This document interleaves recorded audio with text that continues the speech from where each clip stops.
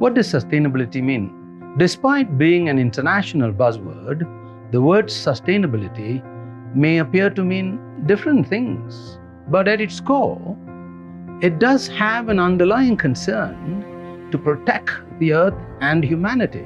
Sustainability refers to the operation of a business without endangering the environment and all living things, and in a genuine sense, the entire earth. In another sense, it is the care that businesses take to preserve and enhance a healthy planet that is conducive to those who come after us. And that includes the atmosphere, the seas, the rivers, plants, animals, and of course, your descendants. The one species that is hell-bent on destroying the vitality of the earth, you'd be surprised, is the human race. We want more wood, more meat, more fish, more poultry, more metals, and more chemicals. We destroy entire rainforests, excavate the mantle of the earth, and poison the atmosphere and ruin the earth, so much so that it is no longer safe to live in this planet. The major culprits who do this are two: consumers and businesses. Manufacturers produce all those things which you say you cannot live without: medication, drugs, processed food, meat, fish, smartphones, paved roads, you name it. Each destroys the earth in some way. What does ESG mean? It is customary to subdivide the concept of sustainability into three main areas: the environment, society, and governance. Now, the environment, you know what the ambiguous word environment means. It denotes the entire ecosystem on the earth, including the atmosphere, the seas, the watercourses, and all that is on the earth. What about social or society, the S part of it? Social is equally vague. It refers to society, but this may not be wholly true. It is all things that hold communities together. What about the word governance? Again, governance is unclear. It refers to man-made rules. Whether it refers to international treaties, laws, or international laws and regulations is one question. There is a view that governance means how statutory laws or rules of conduct that companies set up to govern their business activities. Now, here are some examples of how global companies practice sustainability. Take Biogen. Biogen develops therapies for people suffering from neurological, autoimmune, and haematologic diseases. Biogen is a carbon neutral company. The company has effectively neutralized its carbon emitting business activities. Within the communities it operates, Biogen sends out thousands of employee ambassadors. Biogen specifically targets talented lady employees. You'd be surprised. It guides these women into leadership roles. It also promotes a sustainable work-life balance for every employee. That includes a year-end shutdown and employee sabbatical programs. Now look at another company that related to sports, Adidas.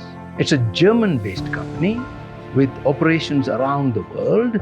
Adidas manufactures Adidas and Reebok branded sports equipment. Adidas approaches the concept of sustainability by balancing shareholder expectations, respect for human rights, and the needs of its employees. This it does by providing the best lifestyle for its employees. By a creative scheduling process, employees can earn flexible time off. Adidas employees each have what is known as a time account. It lasts the duration of their working life. Employees bank in time, not money, which they earn by doing certain activities. They use this accumulated time as paid vacations, sabbaticals, or early retirement. Also, the company practices a unique parent pool. This initiative allows parents to continue on a part-time basis without losing their employment status. In fact, in some locations, Adidas offers nursery rooms and fully equipped temporary offices which are child-friendly. We move on to Kesko. Finland-based grocery retailer Kesko operates across 8 countries. One of its primary objectives is corporate responsibility. The aims of Kesko's responsibility program include enhanced working conditions, accountability to society, and the safety of its products, as well as the mitigation of climate change risks. In its 2019 list of sustainability indices, Kesko's investment in the community grew. Youth sports, veteran care, science research, and environmental organizations were part of those activities. Kesko provides its employees with health coverage, parental leave, and retirement benefits. Through dedicated programs, it encourages group leisure activities. Kesko continues to decrease overall energy consumption, reduce emissions, and manage waste throughout the entire organization. That brings us to BMW. It's a global motor company. As you know, BMW builds social engagement into its products and processes. In its manufacturing lines, BMW continually strives to reduce the emissions of the vehicles it produces. It offers customers electric and hybrid choices. In 1973, BMW was appointed one of the first environmental officers in the world. Ever since then, BMW has worked to minimize its environmental impact. BMW is also committed to equal opportunities for its workforce.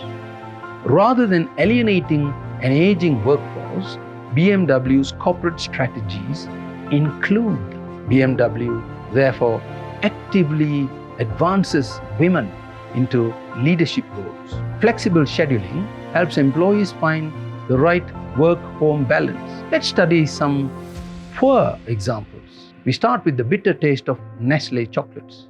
In 2019, a class action lawsuit was filed against Nestlé, United States of America. The allegation was that the food giant supply chain had involved child and slave labor. It was not the first time Nestlé has faced these criticisms. To be fair, Nestlé is not alone.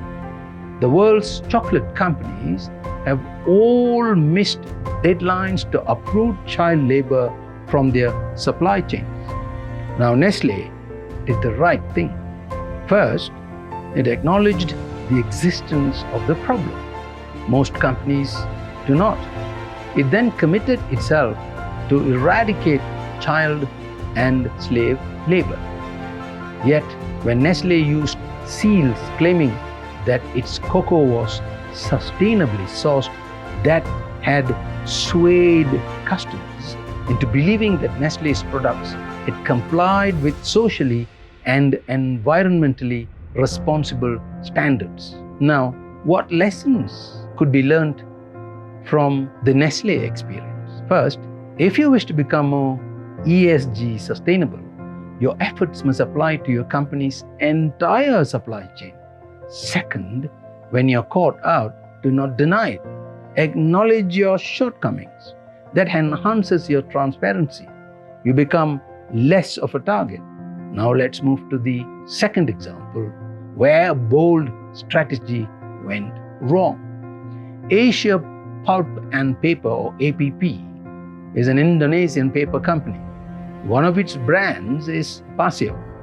In November 2021, Pasio launched a new range of facial tissues for children. The tissue boxes had printed on them an outline of forest animals, elephants, orangutans, and tigers. The idea was, said APP's press release for children to bring their imagination to life through mindful coloring. The process of coloring the endangered animals, claimed APP, invites children to pay attention to the present moment. APP claimed that the paper had been made from 100% sustainably sourced plantation-grown acacia virgin fiber. This bold marketing ploy attracted the attention of green groups. Their criticism was this: despite APP's public commitments to stop destroying rainforests, the company had faced repeated allegations of clearing or burning Indonesian animal habitats. For example, in May 2021, a Sumatran tiger from a critically endangered species had been found dead in a snare on APP's land. Aditya Bayunanda, the Director of Policy and Advocacy at WWF Indonesia, claimed that several NGOs' investigations had revealed that APP had, over the last 30 years, deforested over 2 million hectares of natural forest. These natural habitats had been home to critically endangered Sumatran elephants, tigers, and orang-utans. Destruction and fragmentation of these habitats created human-wildlife conflict, often ending in their death or relocation into captivity. His remark is telling. The irony is not lost in that children are now learning about endangered species from products made by a company that has repeatedly missed its zero deforestation targets and made minimal progress on commitments to restore the forests in which these species should live. So now you know a little about what sustainability is. You no doubt realize that it is one thing to proclaim to all the world about one's sustainability commitment and then do the opposite. It's no use paying lip service to a policy that one does not implement. That is neither cricket or a reasonable sustainability commitment. So you have some idea now what sustainability means in the corporate world. Until then, I will see you in the next video. We're going to go on a series of ESG videos. Goodbye.